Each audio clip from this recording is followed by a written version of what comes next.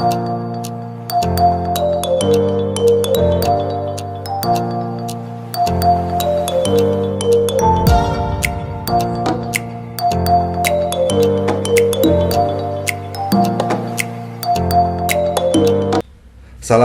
warahmatullahi wabarakatuh.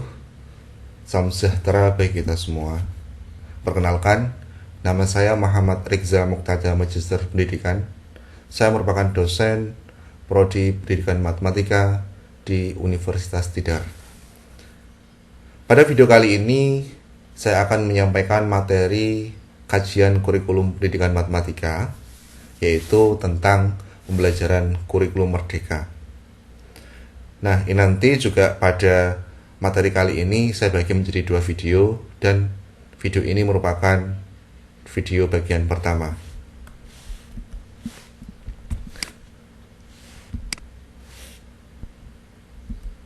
Baik, untuk CPMK dan kemampuan akhir yang diharapkan, CPMK-nya adalah mahasiswa mampu merancang program kurikulum matematika yang sesuai perkembangan dan karakteristik kurikulum pendidikan matematika setelah mempelajari perkembangan kurikulum pendidikan matematika di Indonesia dan luar negeri melalui suatu proyek yang dirancang secara sistematis dan mempresentasikannya dengan kinerja yang bermutu dan terukur. Untuk kemampuan akhir yang diharapkan, mendeskripsikan pembelajaran kurikulum merdeka. Baik, sekarang untuk video kali ini nanti berisikan tentang pengertian kurikulum merdeka, kemudian karakteristik kurikulum merdeka, yang ketiga adalah dasar undang-undang, dan yang keempat adalah kerangka dasar kurikulum.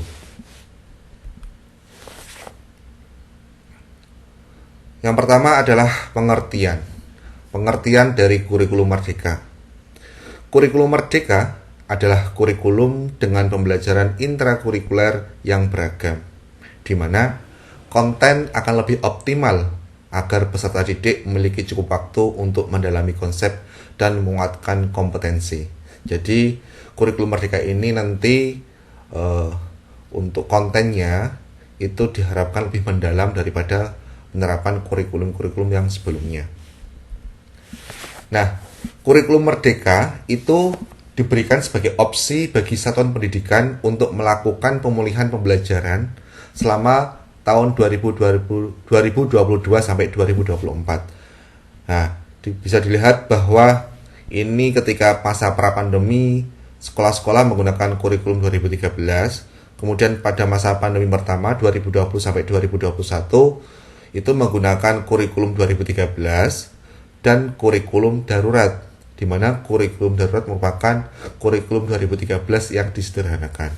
Kemudian, pada masa pandemi tahun 2021-2022, sekolah-sekolah menggunakan kurikulum 2013, kurikulum darurat, dan kurikulum prototipe di sekolah penggerak dan SMK PK. Kemudian, pada tahun 2022 sampai 2024, yaitu pada masa pemulihan pembelajaran, kurikulum yang digunakan adalah kurikulum 2013, kurikulum darurat, dan kurikulum merdeka sebagai opsi bagi satuan pendidikan. Jadi, sekolah bisa memilih antara kurikulum 2013 atau kurikulum darurat maupun kurikulum merdeka. Nah, pada tahun 2024 nanti ada penentuan kebijakan kurikulum nasional berdasarkan evaluasi kurikulum masa pemulihan pembelajaran. Jadi, pada masa pemulihan pembelajaran nanti akan dievaluasi hasil dari kurikulum yang digunakan. Akan diputuskan pada tahun 2024. Baik, selanjutnya yang kedua adalah karakteristik dari kurikulum merdeka. Ada 3 karakteristik dari kurikulum merdeka, yaitu yang pertama, pembelajaran berbasis proyek untuk mengembangkan soft skill dan karakter sesuai profil pelajar Pancasila. Jadi perbedaan kurikulum 2013 dengan kurikulum sebelumnya, yaitu di mana kurikulum merdeka lebih menggunakan proyek. Di sini nanti ada proyek profil pelajar Pancasila. Kemudian yang kedua, fokus pada materi esensial sehingga ada waktu cukup untuk pembelajaran yang mendalam bagi kompetensi dasar melalui literasi dan numerasi.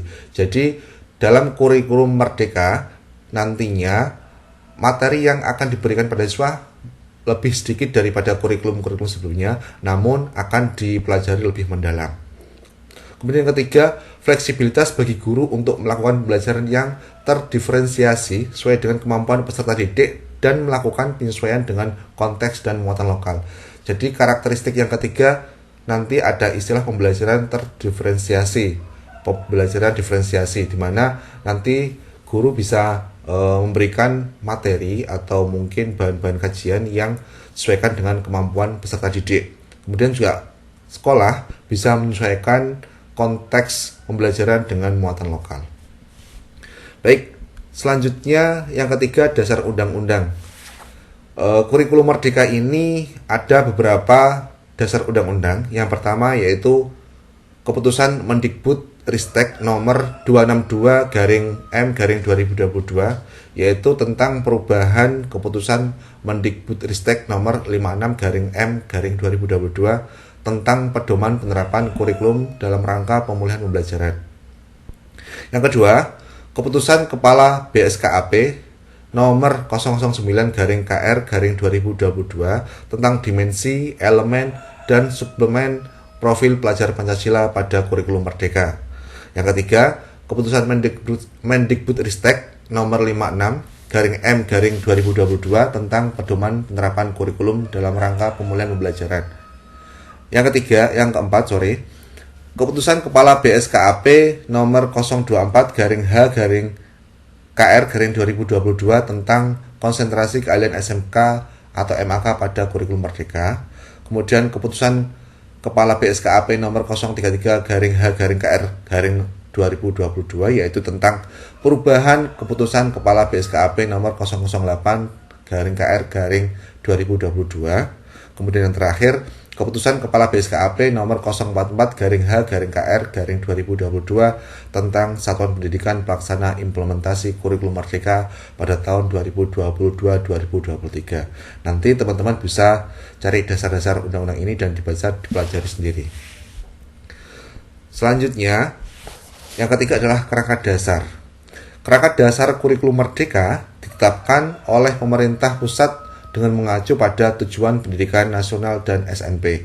Nah, bisa dilihat tujuan pendidikan nasional nanti yaitu profil pelajar Pancasila. Jadi diharapkan kurikulum Merdeka ini nanti dapat menciptakan peserta didik dengan profil pelajar Pancasila. Dari profil pelajar Pancasila ini nanti diturunkan menjadi untuk mencapai profil pelajar Pancasila ini nanti dapat didukung dengan standar-standar, yaitu standar kompetensi lulusan, standar isi, standar proses, standar penilaian, dan lain sebagainya. Itu nanti juga diturunkan lagi menjadi struktur kurikulum, capaian pembelajaran, prinsip pembelajaran, dan asesmen. Dan kemudian semua itu diturunkan lagi menjadi visi dan misi satuan pendidikan, konteks, dan kebijakan lokal. Ya, di mana di sini terdapat fleksibel dan dinamis untuk satuan pendidikan dalam mengembangkan kurikulum operasional berdasarkan kerangka dan struktur kurikulum. Ya. Jadi kurikulum yang digunakan oleh sekolah nanti bisa berbasis dengan kearifan lokal. Baik, itu saja yang dapat saya sampaikan untuk bagian pertama ini. Untuk selanjutnya akan saya sambung di video pembelajaran bagian yang kedua. Sekian dari saya, kurang lebihnya mohon maaf. Assalamualaikum warahmatullahi wabarakatuh.